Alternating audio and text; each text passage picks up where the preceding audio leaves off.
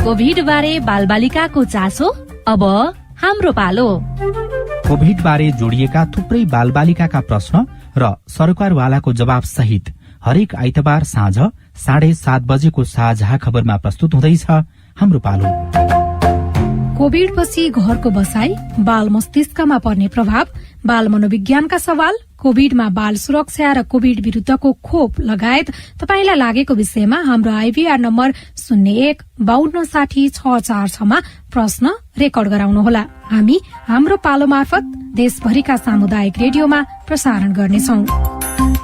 नेपाल सरकार स्वास्थ्य तथा जनसंख्या मन्त्रालय, राष्ट्रिय स्वास्थ्य शिक्षा सूचना तथा संचार केन्द्र, सेभ द चिल्ड्रेन र CIN को प्रस्तुति। नेपाली जुटौं बाल विवाह रोकौं भन्ने नाराका साथ चलिरहेको 5 वर्षीय अभियान अन्तर्गत बाल विवाह अन्त्यका लागि बृहत अन्तर्क्रिया कार्यक्रम साउन 15 गते हुँदैछ। 3 बजेदेखि 5 बजेसम्म जुम मार्फत हुने भर्चुअल कार्यक्रममा सरकार, सरकारवाला र बाल बालिका बीच बाल विवाह अन्त्यका लागि छलफल हुनेछ, प्रतिबद्धता व्यक्त गरिनेछ। कार्यक्रममा बाल विवाह सम्बन्धी अनुसन्धानको निचोड पनि प्रस्तुत गरिनेछ। वर्ल्ड भिजन इन्टरनेशनल नेपालसँगको साझेदारीमा हुने कार्यक्रमको CIN ले प्रत्यक्ष प्रसारण गर्नेछ। तपाई पनि सुन्नुहोला र आफ्नो प्रतिक्रिया हाम्रो आइभीआर 01526066 मा रेकर्ड गराउनुहोला। तपाईले CIN को साझा खबरका मुख्य शीर्षकहरू नेपाल टेलिकमको सिम भएको मोबाइल नम्बरबाट पटक पटक जुनसुकै बेला निशुल्क सुन्न सक्नुहुन्छ। 32100 डायल गर्नुहोस् र दैनिक समाचार, स्वास्थ्य, कोभिड-19, कृषि, मौसम, प्रकोप र अधिकारका बारेमा पनि निशुल्क सुन्नुहोस्। 32100 सूचनाको सञ्चार। शरीर हुन्छ अङ्ग भङ्ग जसले तेजाब छर्छ, ती व्यक्तिले कानुनमा दण्ड भोग्नै पर्छ। तेजाब हानि शरीरका संवेदनशील अङ्ग, क्षति नष्ट गरी जसले बाँच्छ अङ्ग भङ्ग। 20 वर्ष जेल 10 लाख क्षतिपूर्ति भर्छ। तेजाब हानि जसले मानवीय क्षति गर्छ। तेजाबको कारणबाट पीडितको ज्यान गए, पीडकलाई हुन्छ ज्यान मारेको सजाय। कसुरदारलाई कारबाही पक्का पक्की हुन्छ। घटना हुन साथै पहिले उजुर गर्नु पर्छ। कसुरदार उनको भने झन् विनाश गर्छ। तेजाब हान्ने अपराधीलाई दण्ड दिनै पर्छ। UN ओडिसी को सहकार्यमा महान्यायाधिवक्ताको कार्यालय। पहिरोबाट बस्न बेलैमा सजगता अपनाऊ। पहिरो पूर्व समुदाय वा आफ्नो घर वरिपरि पहिरो जान सक्ने स्थानहरूको पहिचान गरी निगरानीमा राख्ने, साथै त्यस्ता ठाउँहरूमा वृक्षारोपण गर्ने। पहिरोको चेतावनी दिने चिन्हहरू जस्तै जमिन, सडक अथवा घरमा चिरा देखिनु, भूमिगत पानीको स्रोत धमिलो हुनु, कुनै कारण बिना नै भिरालो जमिनबाट ससाना ढुङ्गा खस्नु आदि प्रति ख्याल गर्ने। घर वरिपरि पहिरोको जोखिम घटाउन अल्पीकरणका कामहरू जस्तै भल कुलेसो काट्ने र जमिनमा परेका चिराहरू चिम्टाइलो माटोले पुर्ने, सम्भव भए पानी नछिर्ने गरी प्लास्टिकले छोप्ने। पहिरोको संकेत पाउन साथ सुरक्षित स्थान कुन बाटो भएर जाने, कसले के लिएर जाने लगायतका विषयमा घर परिवारका सबै सदस्यहरू बीच छलफल गरी तयारी गर्ने। पहिरो पछि घर तथा वरिपरिको अवस्था जाँच गर्ने, क्षतिको विवरण सम्बन्धित वडा तथा पालिकामा जानकारी गराउने। बिजुलीका खम्बा ढलेका वा तारहरू लत्रिएका भए सोको नजिक नजाने, सम्बन्धित निकायमा वा प्राविधिकलाई खबर गर्ने। थप उद्धारका लागि 1149 मा फोन गर्ने। विपद बारे चासो राखौं, यसबाट हुने क्षति कम गरौं। वर्ल्ड भिजन इन्टरनेशनल नेपाल र CIN। अपनाऊ है सुरक्षा बनी होशियारी, विपद प्रकोपको गर्दै पूर्व तयारी। बाढी पहिरो भूकम्प र आँधी बेहरी गर्छ विनाश गाउँ सहर केही नहेरी। बनौ सजग चेतनशील अपनाई होशियारी, प्रकोपबाट बच्न सुरु गरौँ पूर्व तयारी। कोभिड-19 अर्थात् कोरोना भाइरसको महामारी विरुद्ध लडिरहँदा बाढी, पहिरो, डुबान आदिले निम्त्याउने विपदको पूर्व तयारीमा स्थानीय सरकार र आम समुदाय जुट्नु पर्दछ। आफ्नो समुदायमा आउन सक्ने सबै प्रकारका विपदबाट मानवीय र भौतिक क्षति हुन नदिनका लागि स्थानीय तहसँग मिलेर सबै समुदाय तयारीमा बस्नु पर्दछ। युरोपियन युनियनको आर्थिक सहयोगमा VSO अकुराब, FSCN र आयोनद्वारा सञ्चालित प्रयास परियोजना। तपाईले CIN को साझा खबरका मुख्य शीर्षकहरू नेपाल टेलिकमको सिम भएको मोबाइल नम्बरबाट पटक पटक जुनसुकै बेला निशुल्क सुन्न सक्नुहुन्छ। 32100 डायल गर्नुहोस् र दैनिक समाचार, स्वास्थ्य, कोभिड-19, कृषि, मौसम, प्रकोप र अधिकारका बारेमा पनि निशुल्क सुन्नुहोस्। 32100 सूचनाको सञ्चार।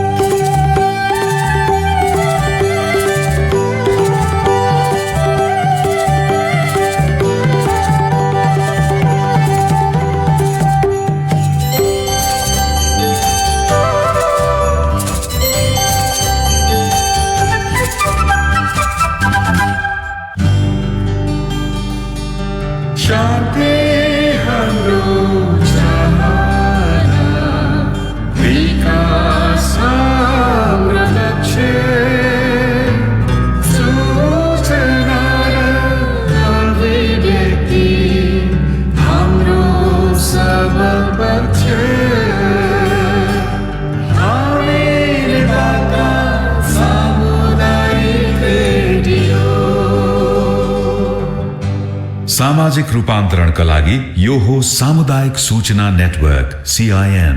अहिले बिहानको 6 बजेको छ। सामुदायिक सूचना नेटवर्क CIN बाट अब प्रसारण हुँदैछ साझा खबर।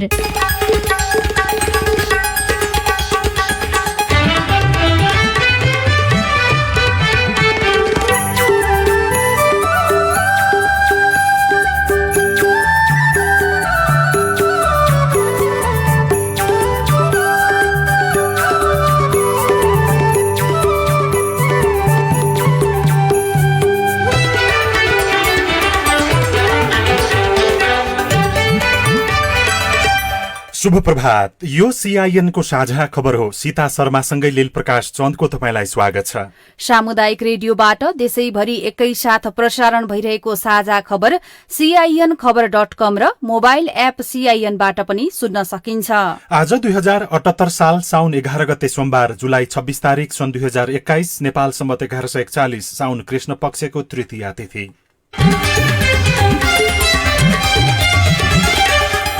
साझा खबरमा प्रमुख खबरका शीर्षकहरू। कोरोना महामारीपछि वैदेशिक रोजगारीमा जाने संख्या घट्यो। विदेशबाट फर्केकाहरू कृषिबाट राम्रो आमदानी गर्दै सिन्धुलीका किसानको च्याउ खेतीमा आकर्षण। 60 सचिव फेरबदलको गृह कार्यमा देउवा सरकार। गण्डकी प्रदेशको मन्त्री परिषद विस्तारमा सत्ताधारी दलबाटै असन्तुष्टि। जसपा विवादमा निर्वाचन आयोगले आज निर्णय लिँदै। एउटै जिल्लामा 1 लाख सुकुम्बासीको निवेदन। संस्थागत सामाजिक उत्तरदायित्वमा भएको खर्चमा कानून विपरीतको कर। 2700 भूकम्प पीडितसँग सम्झौतै भएन। अफगानिस्तानमा संयुक्त सरकारको आवश्यकता रहेको तालिबानको दावी। लकडाउनको विरोधमा अस्ट्रेलियामा प्रदर्शन। बेलायतको आयोजनामा 51 देशबीच जलवायु परिवर्तनका विषयमा छलफल हुने। र शहीद स्मारक डिभिजन क्लबका प्रतिनिधिहरूद्वारा लीग खेल्ने प्रतिबद्धता।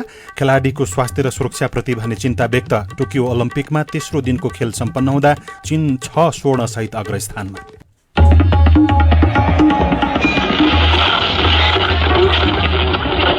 सयौं रेडियो, हजारौं रेडियो कर्मी र करोडौं नेपालीको माझमा यो हो सामुदायिक सूचना नेटवर्क CIN।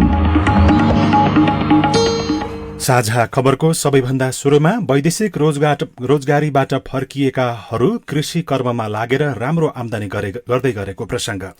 कोरोना महामारीका कारण वैदेशिक रोजगारीमा जाने क्रम घटेको छ भने विदेशबाट नेपालमै आएर केही गरौं भन्नेहरू बढ्दै गएका छन्।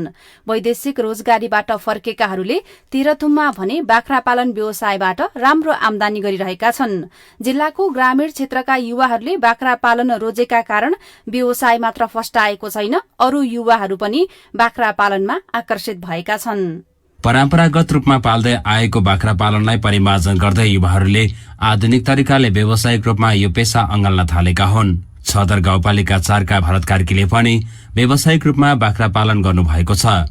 2 वर्षदेखि बाख्रा पालन गर्दै आउनुभएका उहाँले वार्षिक 5 लाखसम्म आमदानी गर्दै आउनु भएको छ। 3-4 लाख रुपियाँको चाहिँ हामी बोका पाठा अहिलेसम्म चाहिँ बेचेको छ। वार्षिक खर्च कटाएर चाहिँ कम्तीमा 10 लाखसम्म चाहिँ अब आमदानी गर्न सकियो भने विदेश जानुपर्ने, गुलामी गर्नुपर्ने त्यस्तो अवस्था सिर्जना नहोला।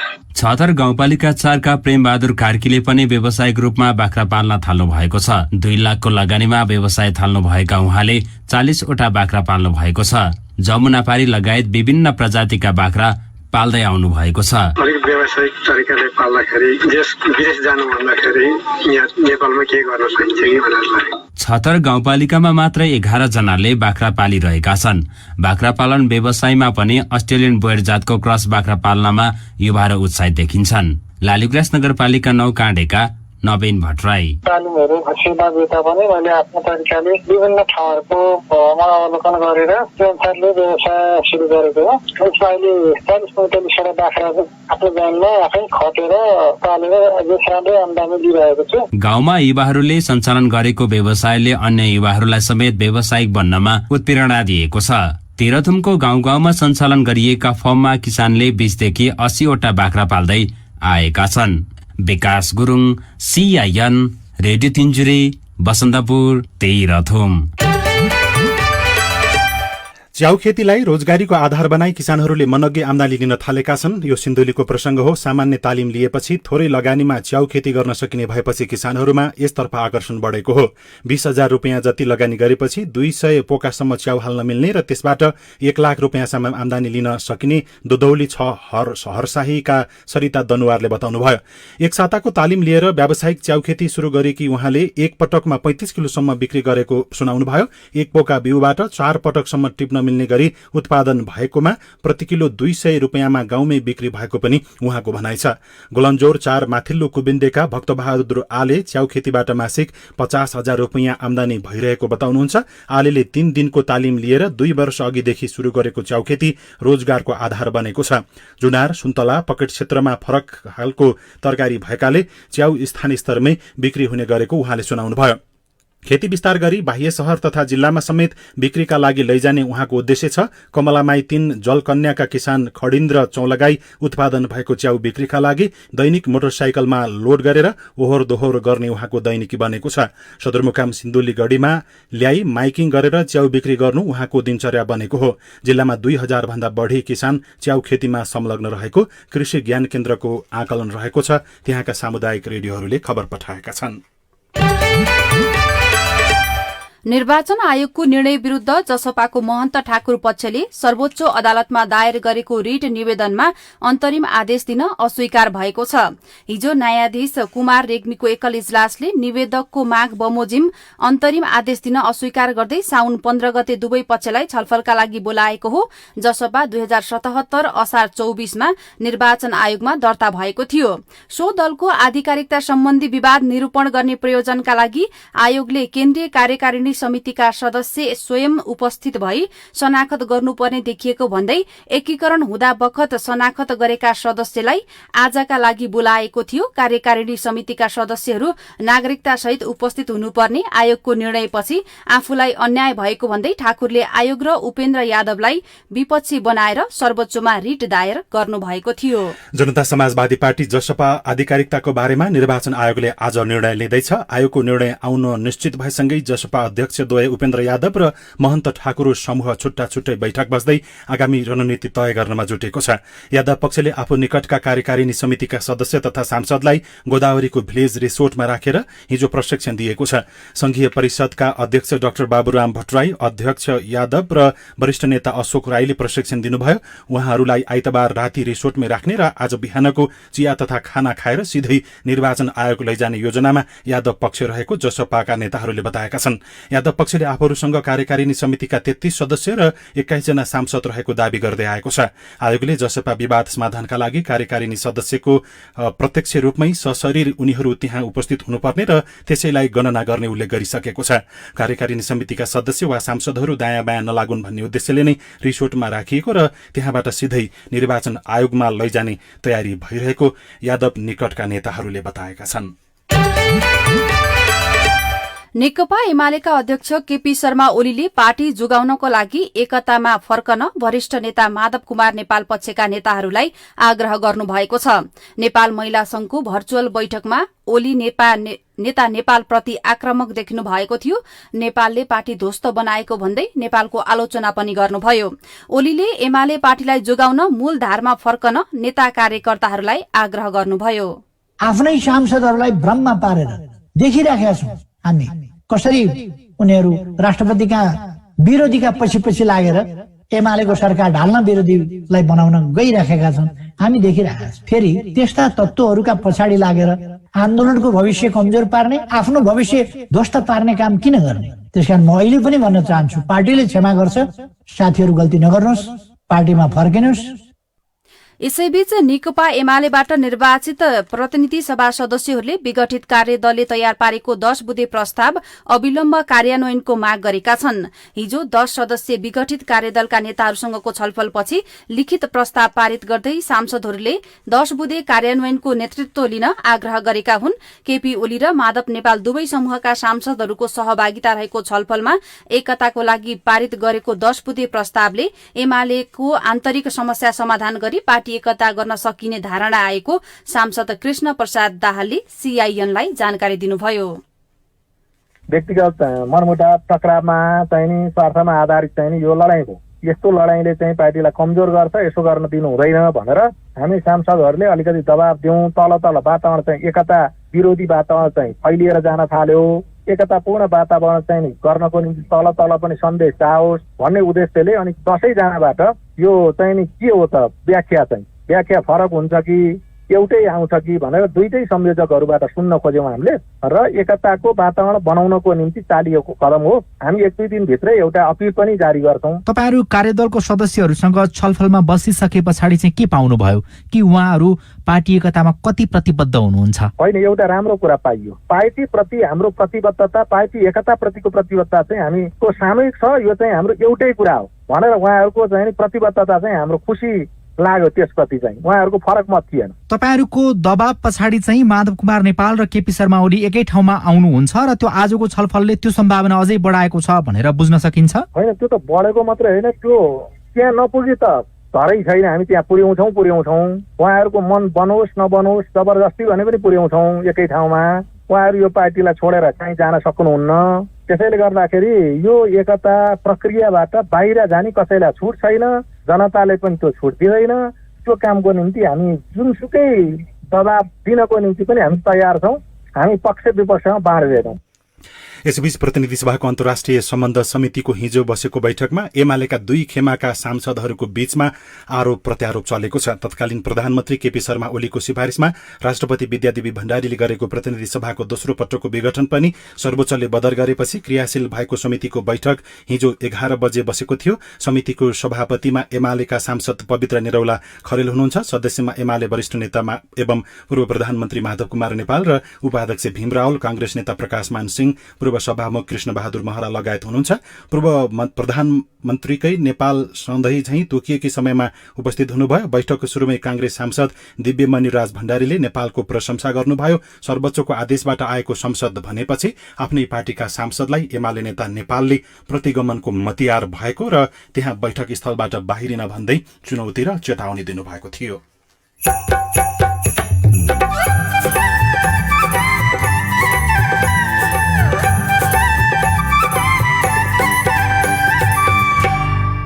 सामुदायिक सूचना नेटवर्क CIN मार्फत देशभरि प्रसारण भइरहेको साझा खबरमा गण्डकी प्रदेशको मन्त्री परिषद विस्तारमा सत्ताधारी दलबाटै असन्तुष्टि बढ्दै अब 2 दिन अगाडि पुनर्गठनको गरेको मन्त्री परिषद फेरि चलाउने भन्ने कुरा त योभन्दा अव्यवहारिक कुरा त के होला र। एउटै जिल्लामा 1 लाख सुकुम्बासीको निवेदन, संस्थागत सामाजिक उत्तरदायित्वमा भएको खर्चमा कानून विपरीत कर, 2700 भूकम्प पीडितसँग सम्झौतै भएन लगायतका खबर बाँकी नै छन्। CIN को साझा खबर सुन्दै गर्नुहोला। 5 वर्ष मुनिका बालबालिकाहरूलाई नेपाल सरकारले बाल पोषण भत्ता प्रदान गर्दै आइरहेको छ। यसका लागि आफ्नो वडा कार्यालयमा नाम दर्ता गरी बाल अधिकारको सुनिश्चितता गरौं। बाल पोषण भत्ता बालबालिकाको पोषण तथा स्वास्थ्यमा मात्रै खर्च गर्नुपर्नेछ। स्थानीय तहले भत्ताको सदुपयोगको सुनिश्चितता गर्नुपर्दछ। जनचेतनाका लागि सामाजिक सुरक्षा नागरिक समाज सञ्जाल SPCSN र समाजसेवा तथा मानव अधिकारमा महिला र बालबालिका सिविसद्वारा जारी। सहयोगी संस्था वी सोशल मुभमेन्ट बेल्जियम। आइसोलेसनमा रहँदा बालबालिकाको ख्याल कसरी राख्ने? बालबालिकाहरूमा कोभिडको लक्षण देखिएमा उनीहरूले विश्वास गर्ने परिवारको एकजना सदस्यलाई हेरचाह गर्न दिने, स्वास्थ्यका मापदण्डको पालना गरेमा चाँडै निको हुन्छ भनेर बालबालिकालाई बुझाउने, बालबालिकाको स्याहार गर्दा स्याहारकर्ताले मास्क अनिवार्य गर्ने र बालबालिकालाई पनि मास्क लगाउन दिने, डाक्टरको सल्लाहमा मात्रै औषधि खुवाउने, आइसोलेसनमा रहँदा व्यायाम र पोषिलो खानेकुराको सन्तुलन मिलाउने, संक्रमित बालबालिकालाई सम्भव भए छुट्टै शौचालय प्रयोग गर्न दिने, नभए शौचालयको प्रयोगपछि स्याहारकर्ताको सहयोगमा निसंक्रमण गर्नुपर्छ। बालबालिकाले प्रयोग गरेका भाँडा, रुमाल, मञ्जन, ब्रस लगायत व्यक्तिगत सामान छुट्टै राख्नुपर्छ। बालबालिका र स्याहारकर्ताले बेला बेलामा साबुन पानीले हात धुने वा सेनिटाइजरको प्रयोग गर्नुपर्छ।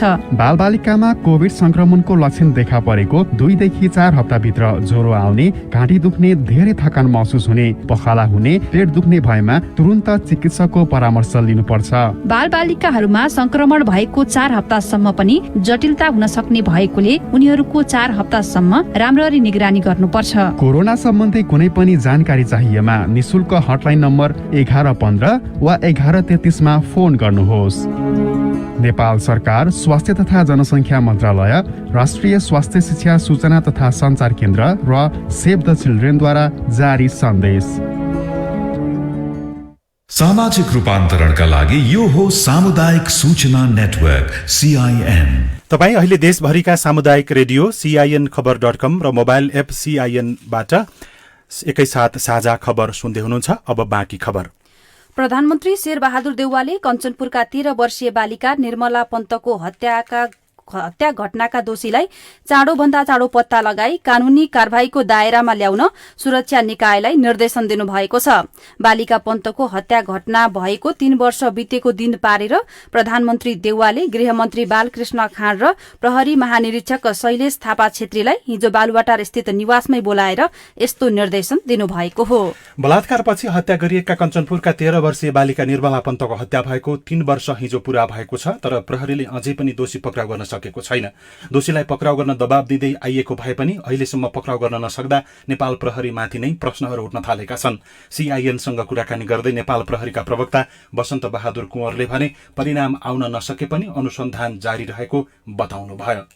अहिले पनि केन्द्रीय अनुसन्धान ब्युरो, प्रदेशको अनुसन्धान ब्युरो लगायत जिल्ला प्रहरी कार्यालयले संयुक्त रूपमा अनुसन्धान गरिरहेको छ र सम्पूर्ण चाहिँ पाटोहरू सम्भावनाहरूमा अनुसन्धान गर्दै अनुसन्धानको दायरालाई साँघुरो बनाउने क्रम चलिरहेको छ। अब ढिलो चाँडो यसको चाहिँ निकास दिने सन्दर्भमा नेपाल प्रहरी अत्यन्तै जिम्मेवार, संवेदनशील छ र अनुसन्धानको क्रम त्यही हिसाबमा अगाडि बढिरहेको छ। तर यसमा हामी जिम्मेवार छौँ, संवेदनशील छौँ र एकदमै परिणाम आउने, छिटो परिणाम आउने हिसाबले नै यसको अनुसन्धान भइरहेको अवस्था छ।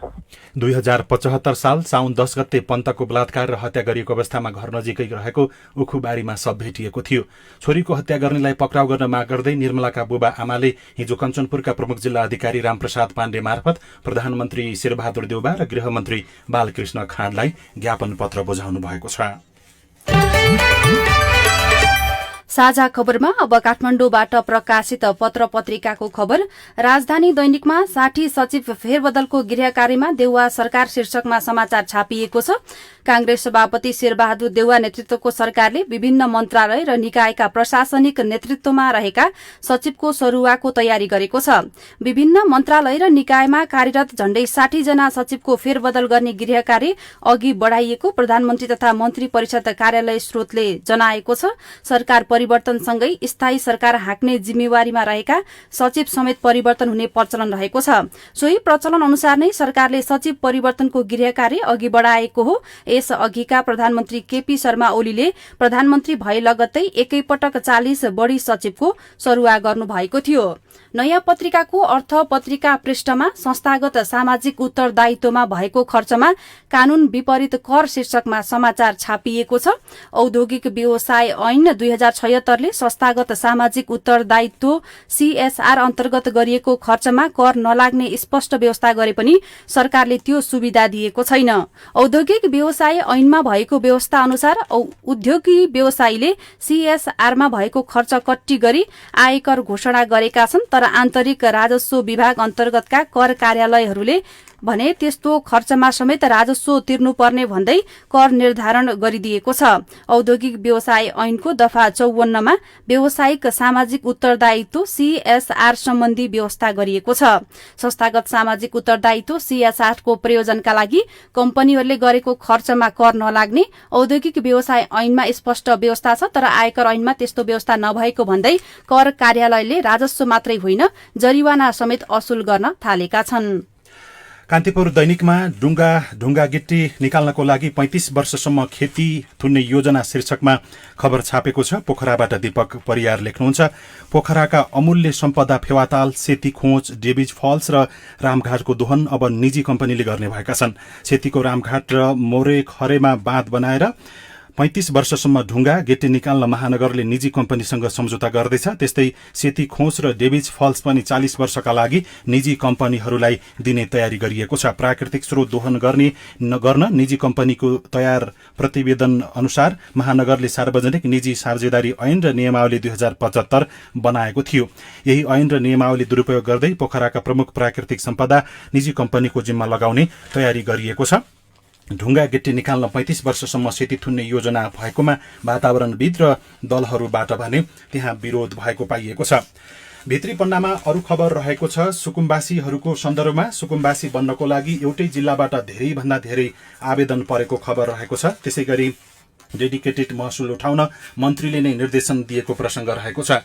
2700 भूकम्प पीडितसँग भने अझै पनि सम्झौता नभएको पाइएको छ। भूकम्प गएको 6 वर्ष बितिसक्दा पनि मकवानपुरका 20% भूकम्प पीडितले अझै घर बनाएका छैनन्।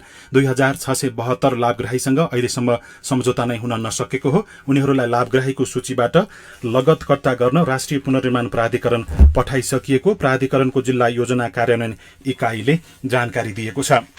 र नयाँ पत्रिका दैनिकको भित्री पन्नामा डेडिकेटेड ट्रङ्क लाइनको बाँकी महसुल उठाउन प्राधिकरणलाई ऊर्जा मन्त्रीको निर्देशन शीर्षकको खबर छ। यो खबर आजका सबैजसो पत्र पत्रिकाहरूले छापेका छन्। ऊर्जा जलस्रोत तथा सिंचाई मन्त्रालयले लामो समयदेखि विवादित भई उठ्न बाँकी रहेको डेडिकेटेड र ट्रङ्क लाइनको महसुल उठाउन प्राधिकरणलाई निर्देशन दिएको छ। हिजो प्राधिकरणमा आयोजित कार्यक्रममा ऊर्जा मन्त्री पम्फा भूषालले डेडिकेटेड र ट्रङ्क लाइनबाट विद्युत वितरण गर्ने र उठाउने काम नेपाल विद्युत प्राधिकरणको भएको बताउनुभयो। साझा खबरमा अब प्रस्तुत छ हेलो सीआईएन स्नेहा कर्णबाट। नमस्ते, सल्यान जिल्ला बनगारको पनि नगरपालिका वार्ड नम्बर 12बाट म केशवबहादुर डाङ्गी। मेरो जिज्ञासा यस नगरपालिकामा केही करार कर्मचारीहरूको तलब नदिएको आर्थिक वर्ष सिद्धिसक्दासम्म कुनै निर्णय नभएको, तलब भत्ता किन रोकिएको छ? यदि दिने भए कहिलेसम्म दिइन्छ? यदि नदिने भए किन काममा लगाएको होला? तपाईको जिज्ञासा मेटाउँदै हुनुहुन्छ बनगाड कुपिण्डे नगरपालिकाका लेखा शाखाका प्रमुख दिनेश भण्डारी। साबिकको जिल्ला विकास समितिमा एलजीसीबीटी कार्यक्रम अन्तर्गत काम गर्ने 12 जना कर्मचारी हुनुहुन्थ्यो। उहाँहरूको सम्झौता चाहिँ पुष मसान्तसम्म थियो। माघको महिना चाहिँ अफिआर दुरुपयोग अनुसन्धान आयोगको केन्द्रीय कार्यालय काठमाडौँ र संघीय मामिला तथा सामान्य प्रशासन मन्त्रालयले करारमा दरबन्दी 13 भन्दा बाहिरको यदि करारमा कर्मचारी छ भने त्यसलाई चाहिँ नराख्नु, त्यसलाई तलब नखुवाउनु भनेर परिपत्र सबै 753 स्थानीय तहमा आएको थियो।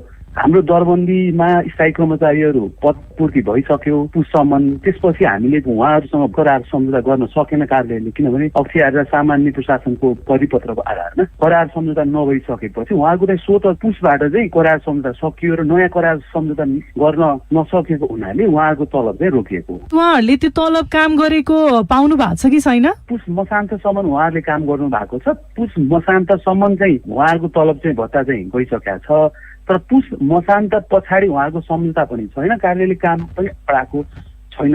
नमस्ते, म असम जिल्ला पञ्चदेउल विनायक नगरपालिका वडा नम्बर 9बाट रवि बोहरा बोल्दैछु। गत आर्थिक वर्षमा हाम्रो वडामा सञ्चालन भएको तामकोटदेखि लेस्टेकोटसम्मको पर्यटन बाटोमा आएको 20 लाख बजेटमा 6 लाख मात्र खर्च भएको देखिन्छ। अरू सबै प्राविधिक खर्च भनेर भनिएको छ र काम पनि पुरा भएको छैन। बाँकी बजेट कहाँ खर्च हुन्छ जान्न पाए आभारी हुन्थे। तपाईको प्रश्न बारे हामीले पञ्चदेवल विनायक नगरपालिकाको लेखा शाखामा बुझेका थियौं। शाखाका अनुसार तपाईले गर्नुभएको प्रश्नमा पर्यटक सडक को द्वारा सञ्चालित र कसको बजेट बारे सोध्नु भएको हो भन्ने प्रश्न छैन। नगरपालिकाको कार्यक्रम हो भने प्राविधिक खर्च भनेर छुट्याउन नमिल्ने लेखा शाखाका प्रमुख ध्रुव खत्रीले बताउनु भएको छ। तपाई जुनसुकै बेला हाम्रो टेलिफोन नम्बर 01526066 मा फोन गरेर दिएको निर्देशन अनुसार आफ्नो विचार, गुनासो, प्रश्न तथा प्रतिक्रिया रेकर्ड गर्न सक्नुहुनेछ। साझा खबरमा अब विदेशको खबर। अफगानिस्तानबाट अमेरिकी सेना फिर्ता लाने प्रक्रिया अघि बढाइएको भनी समाचार आइरहेको समयमा त्यहाँ द्वन्द्व र तालिबान समूहले अफगानिस्तानको शान्तिका लागि नयाँ संयुक्त सरकार गठन आवश्यक भएको बताएको छ। अमेरिकी सेनाको आगमनसँगै करिब 2 दशकदेखि आफ्ना गतिविधिलाई आफ्नो प्रभाव क्षेत्र र ग्रामीण इलाकामा चलाउँदै आएको तालिबान समूहका एक नेताले एपीसँगको कुराकानीमा तालिबानको चाहना अफगानिस्तानको सत्तामा एकल नेतृत्व नरहेको तर वर्तमान सरकार नहटेसम्म शान्ति कायम भने नहुने बताएका छन्। अस्ट्रेलियाका विभिन्न राज्यमा संक्रमण फैलिन थालेपछि सिडनी लगायतका शहरमा सरकारद्वारा जारी लकडाउन र स्वास्थ्य संकटकालको विरोधमा विभिन्न शहरमा ठूला प्रदर्शनहरू भएका छन्। सिडनी, ब्रिस्बेन र मेलबर्नमा भएका प्रदर्शनमा प्रदर्शनकारी बढी आक्रामक बनेका खबरहरू प्राप्त भएका छन्। र बेलायतले 51 देशका वातावरण मन्त्रीसँग छलफलको आयोजना गर्ने भएको छ। सन् 2021 को नोभेम्बरमा बेलायतको आयोजनामा स्कटल्याण्डको ग्लासगोमा हुने संयुक्त राष्ट्रसंघ जलवायु सम्मेलन कोप 26 भन्दा पहिले बेलायतले जलवायु परिवर्तन समस्याबारे विभिन्न 51 देशका जलवायु तथा वातावरण मन्त्रीसँग छलफलको आयोजना गर्ने भएको हो। बेलायत सरकारका मन्त्री तथा कोप 26 शिखर सम्मेलनका अध्यक्ष आलोक शर्माको संयोजकत्वमा हुने भेलाले शिखर सम्मेलनमा समाधानको आवश्यक पर्ने मुख्य मुद्दालाई तय गर्ने बताइएको छ। साझा खबरमा अब खेल खबर। शहीद स्मारक ए डिभिजन क्लबका प्रतिनिधिहरूले लीग खेल्न प्रतिबद्धता जनाएका छन्, तर उनीहरूले खेलाड़ीको स्वास्थ्य र सुरक्षामा भने चिन्ता व्यक्त गरेका छन्। अखिल नेपाल फुटबल संघ एन्फाले हिजो गरेको शहीद स्मारक ए डिभिजन क्लबसँगको छलफलका क्रममा क्लबका पदाधिकारीहरूले खेलाड़ीको स्वास्थ्यमा ध्यान दिनुपर्ने बताएका छन्। एन्फाले ए लीग असोज 3 गतेबाट शुरू गर्ने निर्णय गरिसकेको छ। नेपाली राष्ट्रिय फुटबल टीमका प्रमुख प्रशिक्षक अब्दुल्लाह अल मुताइरीले राजीनामा दिने घोषणा गर्नु भएको छ। कुवेती प्रशिक्षक अल मुताइरीले सामाजिक सञ्जाल मार्फत आफू नेपाली टीमसँग अलग्गिने बताउनु भएको हो। अल मुताइरीले यसको कारण एन्फाका वरिष्ठ उपाध्यक्ष पंकज नेउमाङलाई ठहराउनु भएको छ। दक्षिण एसियाली फुटबल महासंघबाट नेपाललाई आगामी साफ च्याम्पियनशीप आयोजना गर्न प्रस्ताव आएको छ। दक्षिण एसियाली फुटबल महासंघले हिजो नेपाललाई 13औं संस्करणको साफ च्याम्पियनशीप आयोजना गर्न पत्र लेखेको हो। आगामी साफ च्याम्पियनशीप अक्टोबरमा हुने तय भएको छ। र जापानको राजधानी टोकियोमा जारी ओलम्पिकमा हिजोसम्म कुल 29 स्वर्ण पदकको छिनोफानो भएको छ, जसमा 16 राष्ट्रले स्वर्ण जितेका छन्। ओलम्पिकको तेस्रो दिन कुल 40 राष्ट्रले पदक जित्दा पदक तालिकामा चीनले अग्रता कायमै राखेको छ। चीनले हिजोसम्म 6 स्वर्ण सहित कुल 11 पदक जितेको छ। त्यस्तै आयोजक जापान 5 स्वर्ण सहित कुल 6 पदक जितेर दोस्रो स्थानमा रहेको छ। गण्डकी प्रदेश सरकार सञ्चालनमा पार्टी र गठबन्धनबाट दबाव, रेडियो कुराकानी, स्वस्थ जीवनशैली सम्बन्धी सन्देश, अरू खबर र कार्टुन पनि बाँकी नै छ। CIN को साझा खबर सुन्दै गर्नुहोला। ओहो, यो हर्के दाललाई चिनी कम हाल्नु भनेको बढी पो हाल्नु भएछ नि। है ठुलो भाइ, यो चेस खेलमा चाहिँ मैले हात्ती सारे है।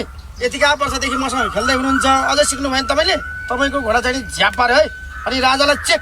ल छोड, म खेल्छु ठुलो बासँग। पहिला मास्क लाएर आइज जा। ठुलो बा पनि कोरोनाको भ्याक्सिन आएको थाहा छैन? भ्याक्सिन आएर लाइ पनि सके। ओहो केटा, भ्याक्सिन लाए पनि नलाए पनि अहिलेसम्म कोभिडको खतरा टडेको छैन। त्यही भएर छिनछिनमा साबुन पानीले मजाले हात धुने, सेनिटाइजर प्रयोग गर्ने, भौतिक र सामाजिक दूरी कायम गर्ने, मास्क प्रयोग गर्ने, बिना अर्थ भिडभाड नगर्ने जस्ता जनस्वास्थ्यका मापदण्ड पालना गर्ने, यतिका समयसम्म सुरक्षित रहियो। अहिले आएर लाग्यो भने यसलाई पनि जित्नुपर्छ।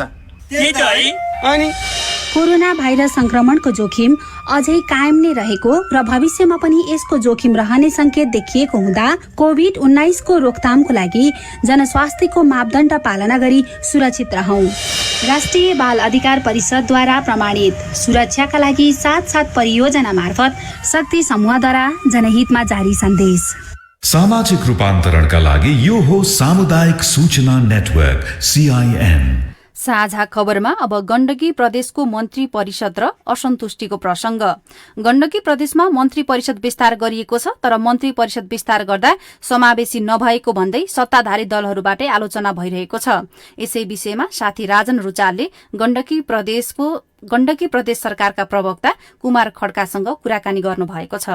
कसैको नाम काटेर कसैलाई कुनै प्रकारले राखिएको भन्ने कुराको जुन समाचार आइरहेको छ, त्यो समाचारमा कुनै पनि प्रकारको सत्यता छैन। तर जो स्वयं व्यक्ति हुनुहुन्छ उहाँ आफैले म अन्तिम समयसम्म मन्त्री हुनको लागि तयार भएर बसेको थिएँ, मेरो नाम मात्रै आउन बाँकी थियो, सबै कुरा भइसकेको थियो, अन्तिममा आएर नाम काटियो भनेर बाहिर भनिरहनु भएको छ मिडियाहरूलाई। होइन, उहाँलाई चाहिँ मुख्यमन्त्रीज्यूले मलाई त राख्नुहुन्छ होला, म दलित कम्युनिटीको भएको र एकमात्र दलित नेता भएको हुनाले म पर्छु होला भन्ने विश्वास हुनु सकारात्मक कुरा हो। त्यस्तै कुरा चाहिँ गोर्खाको साथीहरूले गोर्खाबाट म त पक्कै पर्छु भन्नुभएको थियो, महिलाहरूले एउटा महिला त पक्कै राख्नुहुन्छ होला, त्यो महिला म नै थिएँ भन्नुभएको पक्कै होला।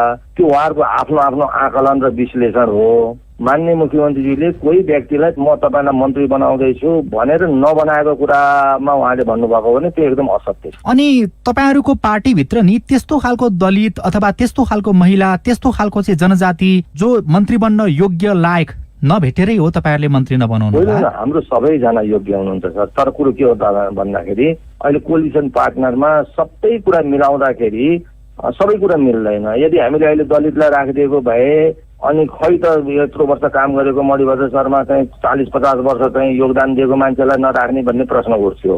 त्यसकारण कुरा एउटा न एउटा कुरा उठ्छ, तर सबै कुराकोलाई एकदम पटाक्षेप गर्नका निम्ति त त्यो संख्या त हामीले प्रतिनिधित्व गराउन त पाइएन नि त। यदि भाग पुगेन भनेदेखि छुटाउँदाखेरि चाहिँ दलितलाई महिलालाई नै छुटाउनु पर्ने, काट्नु पर्ने उहाँहरूकै भाग? काट्ने भाग छुटाउने भन्दा पनि मुख्यमन्त्रीज्यूले अब यो कोलिसन गभर्मेन्ट भएको र 1.5 वर्षको समय हुँदा उहाँले एउटा योजनागत रूपमा प्लानिङ गरेर राख्दा सबै क्लस्टरको प्रतिनिधित्व गर्ने सम्भावना थिएन।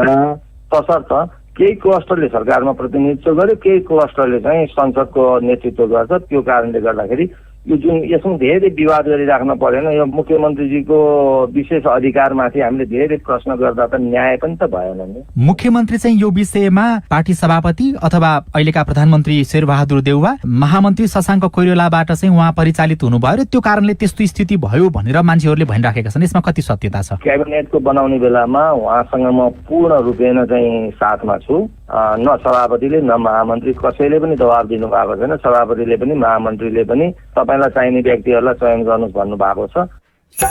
यो कुराकानीसँगै हामी साझा खबरको अन्त्यमा आइपुगेका छौं। सामुदायिक रेडियो प्रसारक संघद्वारा सञ्चालित CIN को बिहान 6 बजेको साझा खबर सक्नु अघि मुख्य खबर फेरि एकपटक।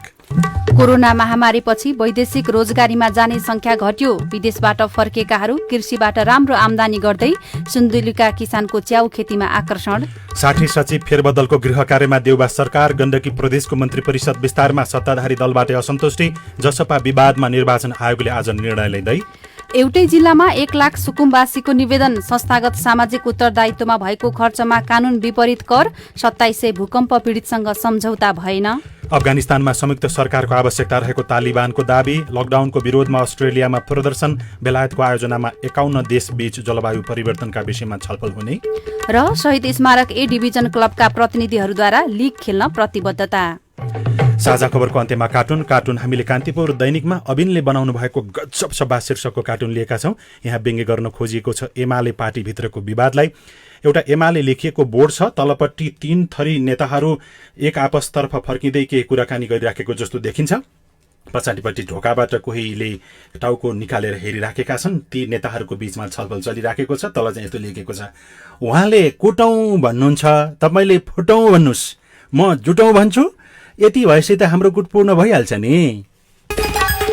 हवस् त, प्राविधिक साथी सुनिल राज भारतलाई धन्यवाद। अहिलेलाई लील प्रकाश चन्द्र, सीता शर्मा बिदा भयौं।